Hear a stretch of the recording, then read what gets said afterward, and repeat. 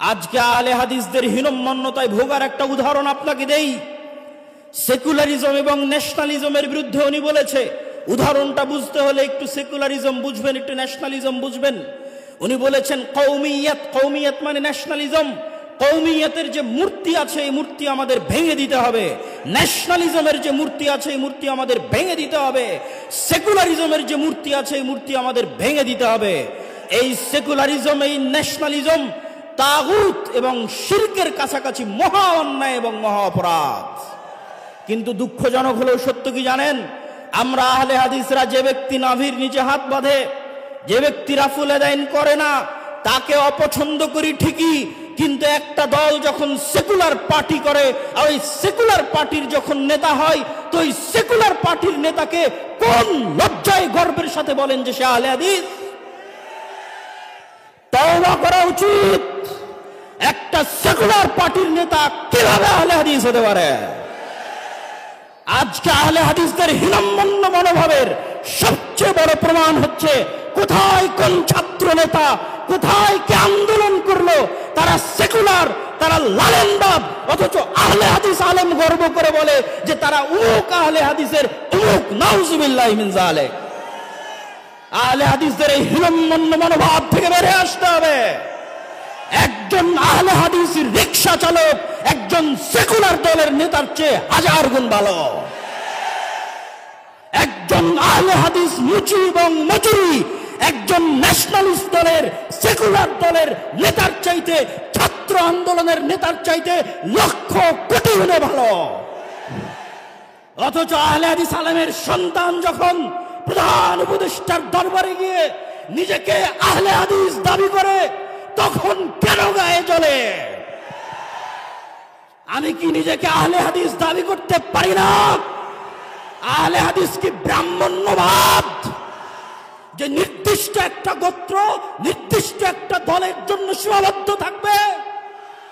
পৃথিবীর আশেপাশে করে উত্তর থেকে দক্ষিণ, পূর্ব থেকে পশ্চিম, যেখানে যারা কোরআন এবং সহিহ হাদিসের মতবাদের উপর অটল থাকবে তারাই আহলে হাদিস। লাহে তাকবীর, লাহে তাকবীর। আব্দুর রাজ্জাক বিন ইউসুফ কোনদিন বাংলার মাটিতে শিরক এবং বিদআতের সাথে আপোষ করেনি। আব্দুর রাজ্জাক বিন ইউসুফের সন্তান হিসেবে যদি কোনদিন শিরক এবং বিদআতের সাথে আপোষ করতে হয়, দাওয়াতি কাজ বন্ধ করে দেব, তবু শিরক এবং বিদআতের সাথে আপোষ করব না। এই আপোষহীন মানসিকতার নাম আহলে হাদিস। আর একজন আহলে হাদিস আলেমের সন্তান হিসেবে, আহলে হাদিস আকীদার লালনকারী হিসেবে পৃথিবীর যে প্রান্তে আমাকে উপস্থিত করা হোক না কেন, পৃথিবীর যে কোনো জায়গায় আমাকে ডাকা হোক না কেন, সেই প্রত্যেক জায়গায় আমি নিজেকে আহলে হাদিস বলেই পরিচয় দিব।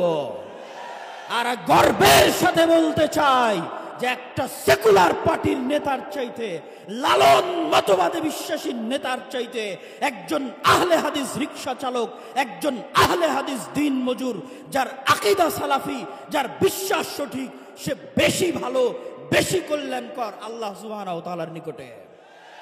অতএব আহলে হাদিসদেরকে আপোষকামী মনোভাব থেকে বের হয়ে আসতে হবে। এই আপোষকামী মনোভাবের কথা আল্লামা আব্দুল্লাহিল কাফি আল কুরাইশি তার ইনফেরিয়রিটি কমপ্লেক্স আহলে হাদিস পরিচিতি বইয়ের মধ্যে তুলে ধরেছেন। সম্মানিত উপস্থিতি, আহলে হাদিসদের আপোষহীন হতে হবে, নিজেকে নিয়ে গর্ব করতে শিখতে হবে, আহলে হাদিস জাতিকে নিয়ে গর্ব করতে শিখতে হবে। আহলে হাদিস পরিচিতির মধ্যে আহলে হাদিসদের কি দায়িত্ব এবং কর্তব্য তার গুরুত্বপূর্ণ দিক নির্দেশনাও আল্লামা আব্দুল্লাহিল কাফি আল কুরাইশি রাহিমাহুল্লাহ দিয়ে গেছেন। আরো গুরুত্বপূর্ণ দিক নির্দেশনা আল্লামা ইবতিসাম ইলাহি জহির হাফিজাহুল্লাহ তিনি আপনাদের সামনে দিয়ে গেলেন। আমি আমার বক্তব্য দীর্ঘায়িত করছি না, বক্তব্যের শেষে এতটুকুই বলবো, আল্লাহ সুবহানাহু ওয়া তাআলা বলেছেন ওমাই ইয়াকফুর বিত্তাগুত, আগে তাগুতকে অস্বীকার করতে হবে। ইব্রাহিম আলাইহিস সালাতু ওয়াস সালাম বলেছেন যে ইন্না বুরাউ মিনকুম, তোমরা যেই সমস্ত শিরকের ইবাদত করো ওই সমস্ত শিরক থেকে আমি ইব্রাহিম মুক্ত।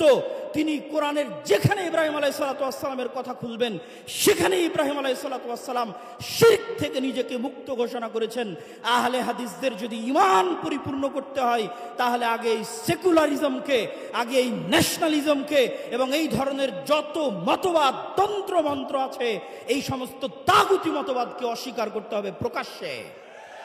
যেই দিন প্রকাশ্যে অস্বীকার করতে পারবে সেই দিন ঈমান পরিপূর্ণ হবে, তাওহীদ পরিপূর্ণ হবে।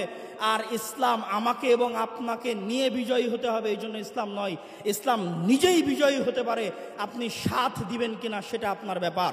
সম্মানিত উপস্থিতি, আমি আমার সংক্ষিপ্ত বুঝ অনুযায়ী যেটি বুঝেছি যে আমরা যদি ইসলামকে রাষ্ট্র ক্ষমতায় প্রতিষ্ঠিত করতে চাই তাহলে আমাদের রাষ্ট্র ক্ষমতায় প্রতিষ্ঠিত হওয়ার যোগ্য হতে হবে, যা আমার প্রত্যেক বহু বক্তব্যে আপনাদের সামনে তুলে ধরেছি। ন্যায়পরায়ণতা, ন্যায়ের আন্দোলন করতে হবে নিজের জায়গায়, নিজের পরিবারে, নিজের সমাজে, প্রত্যেক ক্ষেত্রে ন্যায়ের আন্দোলন করতে হবে। এই ন্যায়ের আন্দোলন যেই দিন করবেন নিজে ন্যায়পরায়ণ হবেন, আল্লাহ সুবহানাহু ওয়া তাআলা দয়া করলে আপনাকে অবশ্যই তিনি রাষ্ট্র ক্ষমতায় প্রতিষ্ঠিত করবেন।